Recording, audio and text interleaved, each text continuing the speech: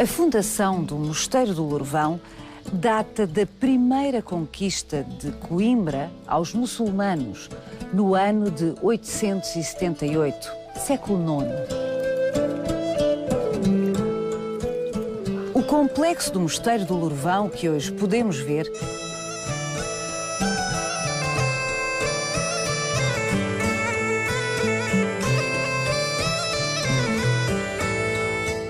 data dos séculos XVII e XVIII.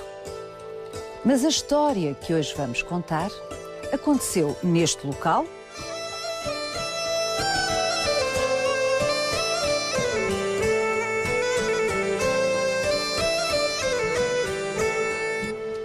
num edifício muito anterior, nos últimos anos do reinado de Dom Afonso Henriques.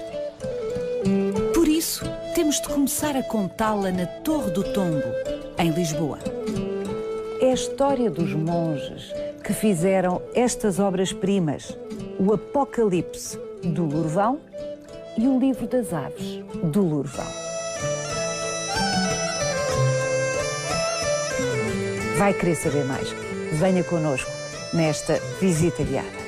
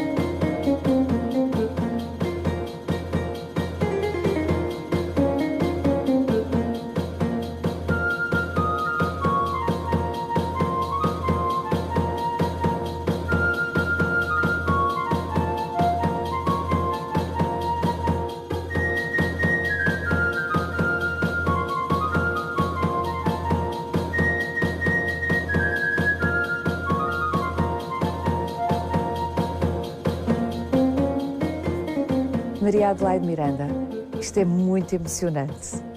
O Apocalipse do Lourvão, uma obra-prima, talvez a primeira obra-prima da história da arte portuguesa, que vimos encontrar aqui na Torre do Tombo, uma peça feita no Mosteiro do Lourvão em 1189. Tinha o Dom Afonso Henriques morrido há 4 anos. Este território vivia um ambiente de medo, muito medo. Porquê? Várias razões levam a que os homens da Idade Média, nesta altura, tivessem e fossem reféns desses medos.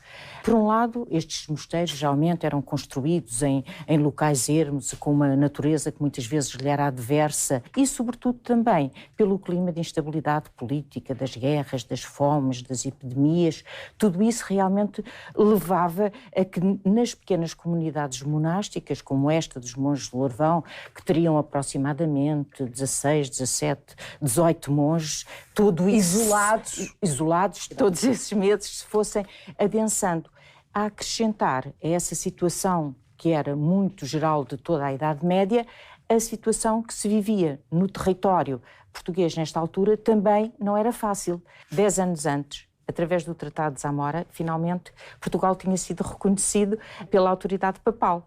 E isso, de facto, por um lado estabelecia uma certa fronteira, mas não pacificava o território. Continua a haver guerras com os nossos vizinhos de Leão e Castela, continua a haver guerras com o sul muçulmano, que continuava, através dos seus raids, a avançar para norte e criar um clima de instabilidade. E é, sem dúvida, o facto dos almorávidas estarem a avançar para norte que terá levado a que esse clima de instabilidade fosse mais rigoroso e que, por isso, tenha surgido um conjunto de textos que expressavam exatamente essa inquietação, esses medos, e o Apocalipse era, sem dúvida, um dos textos mais fortes e mais ricos, quer o próprio texto, quer as imagens que, através deles, expressavam de uma forma muito mais clara, muito mais forte, todo o pânico que muitas vezes deveria assolar os próprios monges nessas pequenas comunidades monásticas.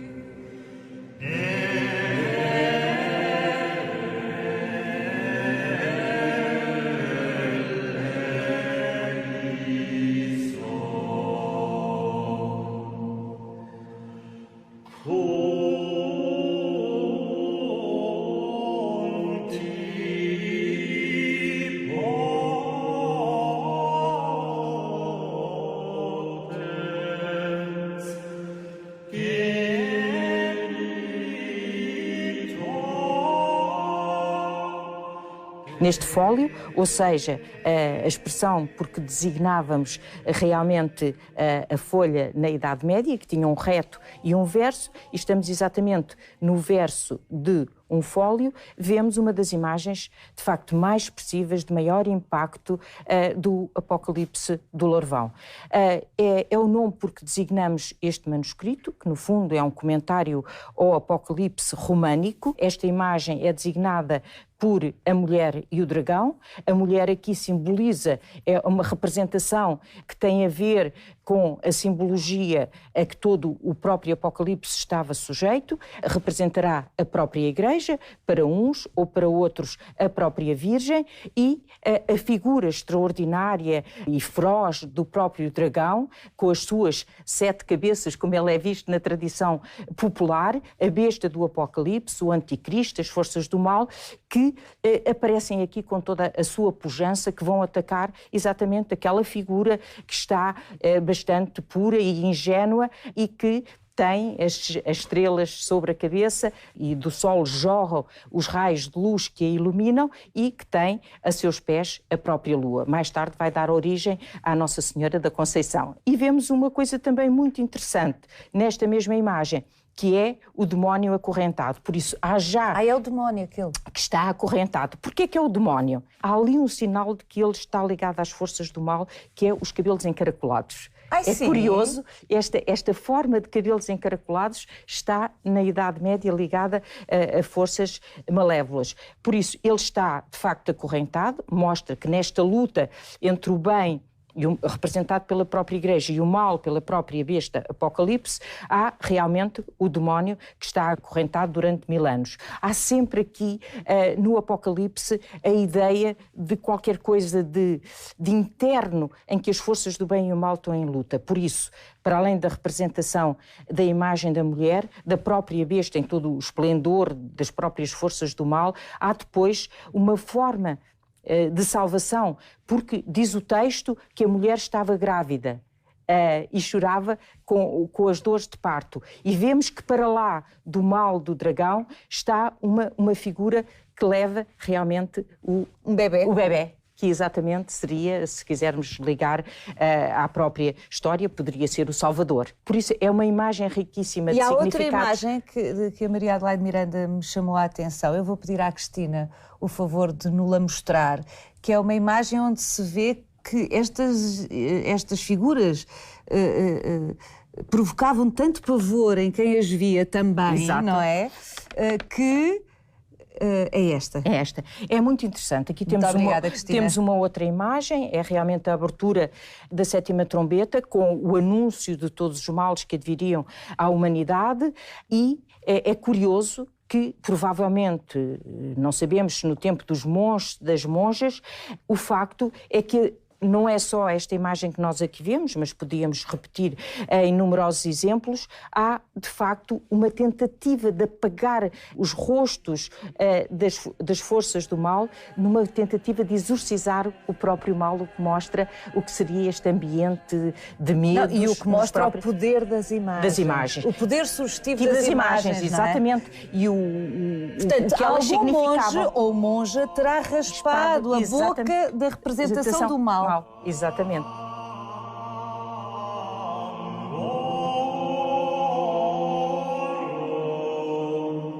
É bastante interessante que também o amarelo, que se fizéssemos um mapeamento da cor, é sem dúvida a cor dominante, era um pigmento venenoso.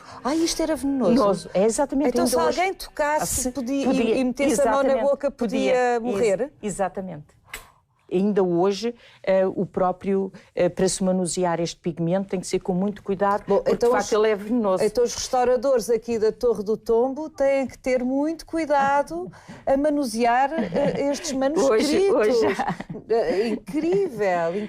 Mas há de facto essa questão que ainda adensa todo o mistério que está ligado à produção deste então, manuscrito. Mas era deliberado que fosse venenoso ou era um efeito colateral? É um efeito colateral, era um efeito colateral, com certeza. Da tinta que era tinha... um efeito colateral, mas eles utilizavam porque realmente era uma cor muito luminosa e eles pretendiam que estes manuscritos tivessem ligado à ideia de luz. Na Idade Média é muito difícil distinguirmos a luz da cor. A luz é algo extremamente importante. Deus é luz, o ato da criação começa por um ato luminoso, fiat lux, por isso é um aspecto muito interessante que o iluminador, durante muito tempo pensou-se que estas cores estavam ligadas mais a uma ausência dos outros pigmentos, mas nós hoje, depois de termos estudado este manuscrito, o estudo foi feito por um conjunto de investigadores do Instituto de Estudos Medievais em colaboração com o Departamento de Conservação e Restauro da Faculdade de Ciências e Tecnologia, dirigido pela professora Maria João Melo, e de facto chegámos à conclusão que estas cores não têm nada de cores pobres, não está ligada à pobreza de recursos do mosteiro nesta altura, pelo contrário, era uma época que parece de florescimento económico e que são cores ricas, quer o ouro pigmento, quer o vermelhão. Então, quer dizer, este amarelo não só é venenoso, como é uma cor valiosa. Vem já a sua utilização desde o Egito Antigo, que era utilizado como alternativa ao ouro. E depois temos o vermelho, de vermelhão, que também Qual era a matéria base? Que era um minério também extremamente importante e que vinha das minas do sul da Península Ibérica. A Península Ibérica, desde o tempo, realmente, da ocupação romana, que foi muito valorizada pelo facto de ter em Almadém essas minas. Também o mínio, que é um mineral de chumbo, está presente no laranja. Há também um fator que pode ter estado ligado à utilização destas cores e não uma paleta mais variada, é o facto deste manuscrito. E advém daí, em grande parte, também a sua importância e originalidade, ser uma das cópias que está mais próximo do protótipo. Se bem compreendo, este exemplar... é dos mais próximos, se não o mais próximo, do original que desapareceu. Que desapareceu, exatamente. O primeiro a ser produzido foi pelo monge beato de Liébana, que estaria a produzir este manuscrito nas Astúrias, no mosteiro de São Martinho de Turíbio, no século VIII. Desse manuscrito, nós temos testemunhos, mas não temos, de facto, o original. O que se aproxima mais como manuscrito iluminado é o fragmento de Silos e depois outros manuscritos que pertencem à mesma família e que vão sendo produzidos no século IX e X nessa zona das Astúrias, que é o grande centro de produção destes comentários ao Apocalipse.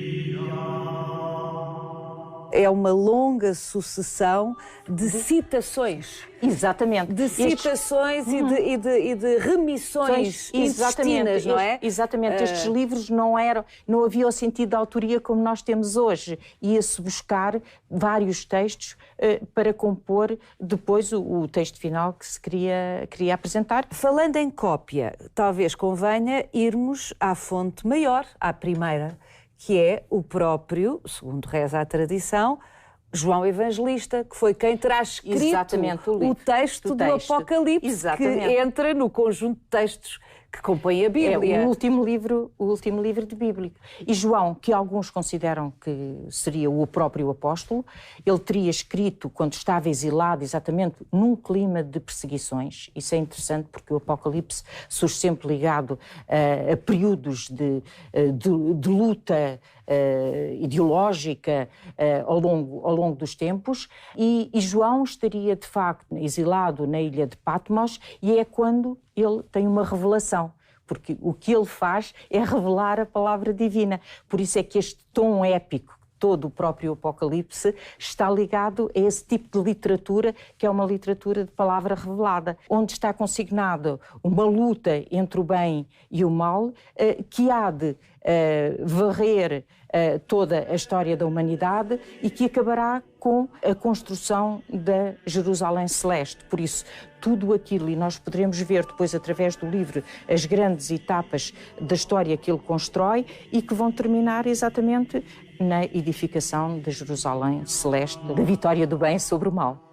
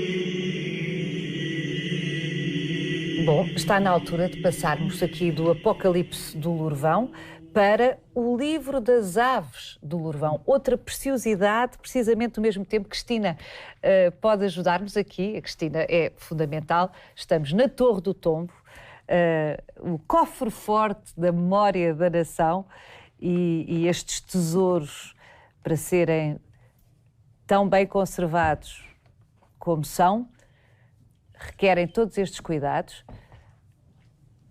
Cristina, se faz favor. É.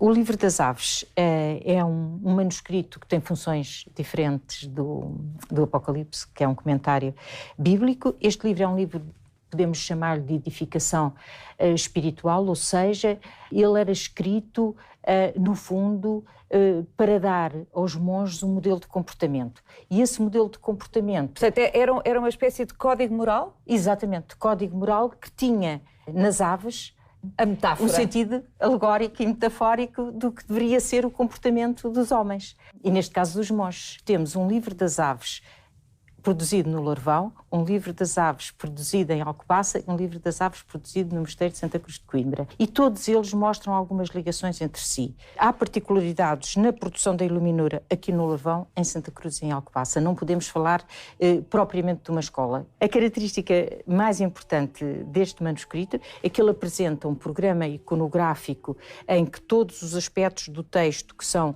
iluminados o são com iluminuras de grande impacto, com uma qualidade do desenho e da pintura, utilizando uma paleta de cores bastante diversificada e, sobretudo, o que é aqui notável é a representação das aves, que tem, no contexto da iluminura em Portugal e mesmo internacional desta época, no que diz respeito ao Livro das Aves, um caráter muito naturalista. Se é que neste período se pode falar de naturalismo, não é? Naturalismo aqui é entre aspas, porque... Ou seja, há uma tentativa de imitar a natureza, representar a natureza. As próprias aves.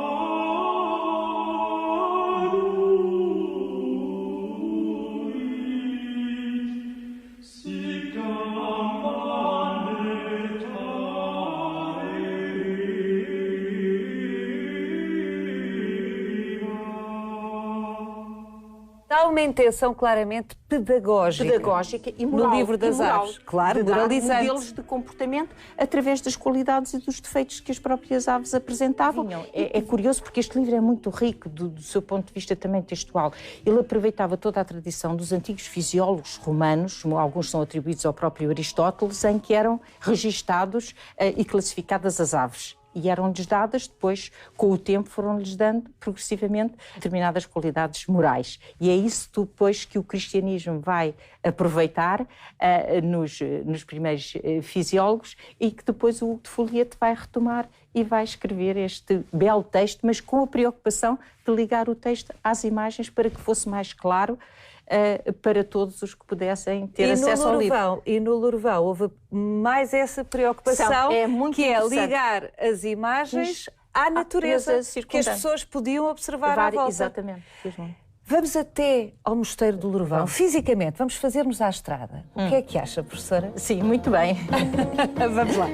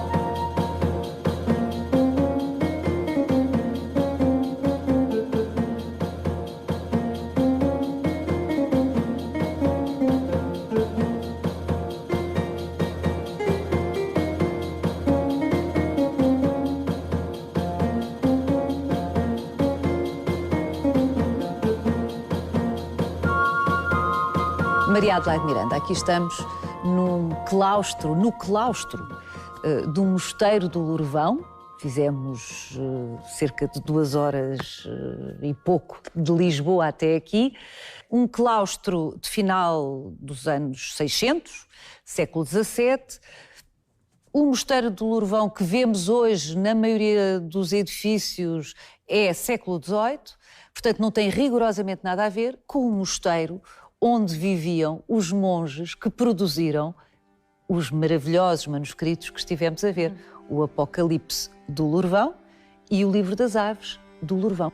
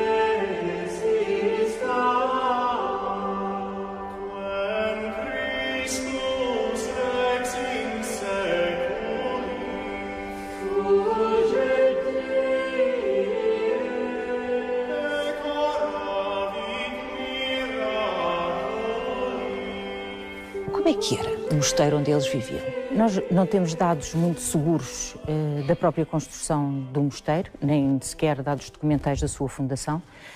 Sabe-se que remontaria ao século IX, por isso é uma época antes da nacionalidade. Estas comunidades estavam ligadas ainda a regras muito ligadas aos ritos hispânicos, por isso a chamada regra de comunis. É curioso porque neste mosteiro poderiam, aquilo que depois a regra beneditina vem suprimir, eram muitas vezes mosteiros mistos, em que os homens e as mulheres coexistiam no mosteiro. Por vezes havia doações em que realmente o casal doava os seus bens, mas depois iria viver Era uma num espécie mosteiro. de segurança social da época, Exatamente, não é? também. Os ricos Também. davam dinheiro aos mosteiros para os protegerem quando eles estivessem doentes, Exatamente, não é? Era muito essa a função dos próprios monges, proteger através da sua vida espiritual, que devia ser a mais pura, proteger os grupos sociais que no fundo tinham feito as doações. E quando chegamos ao século XII, quando foram produzidos o Livro das Aves e o Apocalipse do Larvão, a partir mais ou menos de 1085, os monges tinham de facto aderido à regra beneditina, ou mesmo que se mantivessem muito fiéis às tradições moçárabes e da Alta Idade Média, de qualquer maneira teriam já uma vivência muito mais segundo a própria regra beneditina. Tinha um tipo de cotidiano que era muito equilibrado entre o trabalho manual e o trabalho espiritual. O seu cotidiano regia-se pelas chamadas horas canónicas. Havia horas para tudo. Hora para tudo. Às 2h, por exemplo, levantavam-se dos dormitórios, desciam à igreja e cantavam os salmos, faziam determinadas leituras, eram as chamadas matinas. Depois, por volta das 3h30, 4h, vinham novamente rezar. Talvez aquilo que fosse mais emblemático das orações eram os salmos cantados. Ainda hoje, a música religiosa tem muito a ver com esta prática de cantar os salmos. Depois, então, ao nascer do sol, é que começava esta divisão entre o trabalho manual e o espiritual. Noite, dia, ainda um sistema muito cósmico muito ligado à natureza e no fundo, ao trabalho, ao nascer, ao pôr do sol. Era isso que ritmava, de facto, a vida do monge. O que é completamente diferente depois daquilo, a partir do momento em que nas cidades começa a aparecer outra medição do tempo. Mas o tempo media-se exatamente por estas horas e era isso que ritmava a vida dos monges.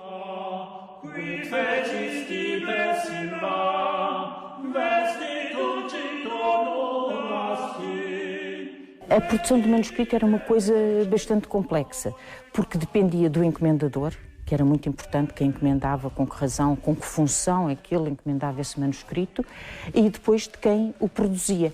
E havia aqui uma personagem extremamente importante que era o responsável pelo scriptório. O scriptório era o local onde se produziam os manuscritos.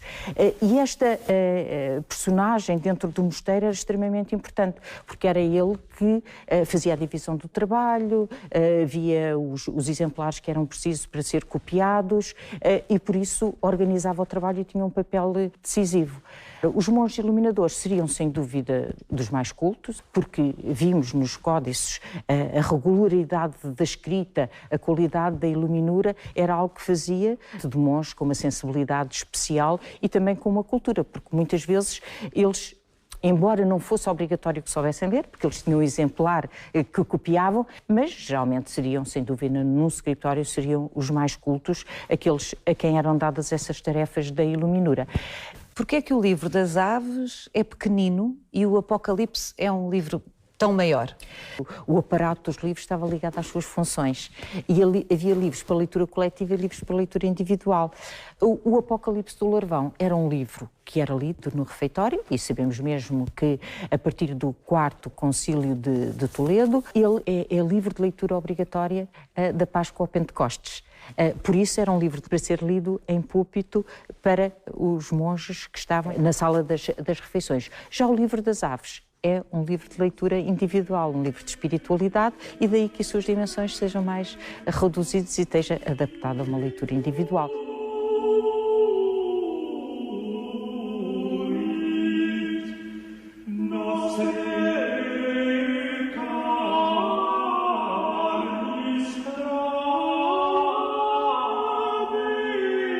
Mas a produção dos códices está muito ligada também a outras tarefas, porque, no fundo, para produzir um manuscrito, como nós vimos, era necessário todo um trabalho prévio. Era preciso que o mosteiro tivesse rebanhos, e é curioso, para o Larvão não, mas para a Alcobaça, há documentação em que o rei dá a exploração, muitas vezes, dos rebanhos ao mosteiro, exatamente para a produção de manuscritos. Os manuscritos são produzidos em pergaminho, que é feito a partir da pele dos animais. Pensa-se que estes do Larvão seriam feitos em pele de cordeiro, por isso é necessário que haja gente especializada em preparar o pergaminho. Funcionavam quase como símbolos do mosteiro, quer dizer, eram raspados, depois eram colocados em molduras e esticados, passava-se cal para conseguir tirar toda a matéria orgânica e para o pergaminho ficar capaz de receber o texto.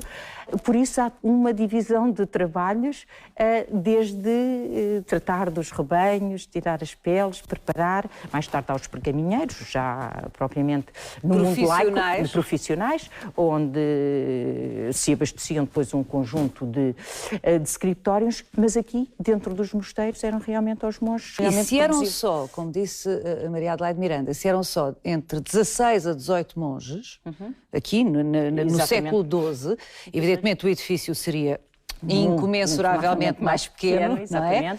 Aliás, todos os edifícios da Alta Idade Românico, Média, obviamente. E antes mesmo disso, os da Alta Idade Média, provavelmente até poderia ser só com uma nave, não sei, estou a fazer a especulação, mas depois o românico também seria um mosteiro muito modesto face a todo este complexo que encontramos aqui hoje. Por isso, não sei. Mas esses 16, 18 monges, num processo tão complexo como o que descreve relativamente à produção destes manuscritos, se calhar estavam todos implicados, de uma maneira ou de outra, no processo do scriptório. Do processo, em geral. Não é? Entre o rebanho, preparar os pergaminhos. Pois, exatamente. E as tintas. As tintas, preparar as tintas, que era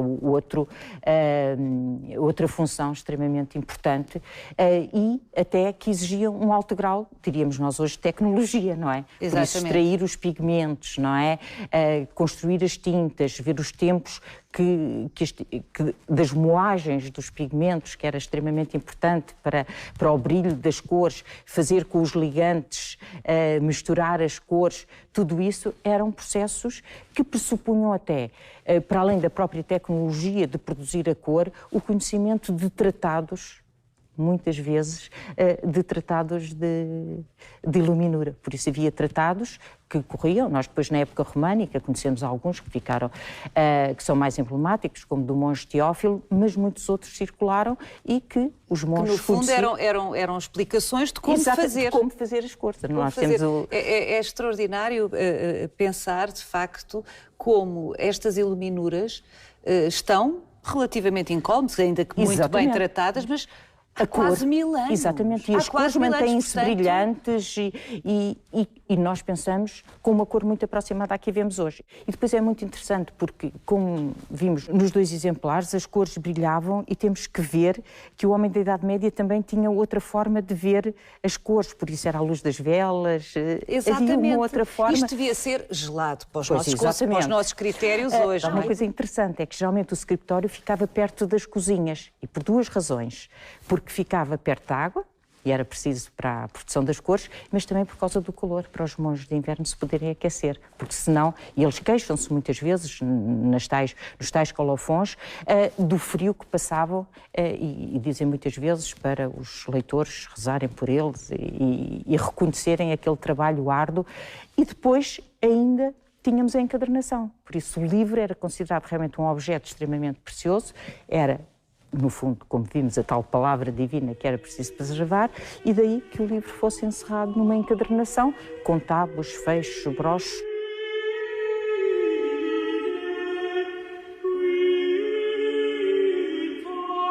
A Maria Adelaide há pouco falou dos encomendadores. significa que os monges não tomavam a iniciativa de fazer... Pois, muitas vezes a encomenda era feita pelo abade, podia ser feito por alguém exterior que muitas vezes pagava, porque às vezes estes manuscritos ficavam muito caros, as tintas, todo o processo de produção dos manuscritos. Muitas vezes era o encomendador que dizia se queria um manuscrito com mais imagens, com menos imagens. Nós, para a época posterior, temos alguns registros extremamente interessantes, o tipo de iniciais que começavam os textos, aqui era dado um relevo muito grande, não é? Eram ordenadas, e por isso todo esse processo muitas vezes era controlado pelo próprio encomendador. Por isso o artista aqui tinha um pouco que se sujeitar. Ele podia sempre exercer a sua criatividade, mas era um pouco limitado pelo modelo e também pelo encomendador. Depois havia ainda muitas vezes também alguém que controlava a própria iconografia, porque no fundo isto tinha a ver muitas vezes com questões teológicas. Por isso havia alguém sempre que fosse de certa forma, o responsável por assegurar a ortodoxia nestes tipos de manuscritos.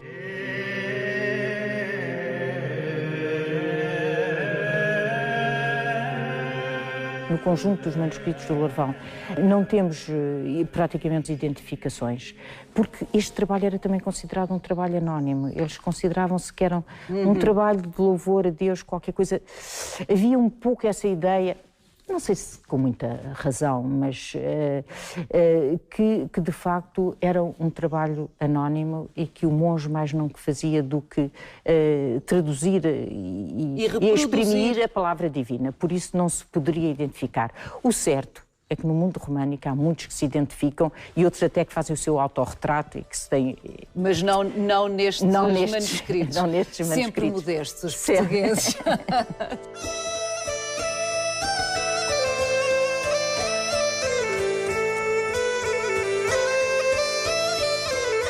Encontra este e os outros episódios do Visita Guiada na RTP Play ou na nossa página de Facebook.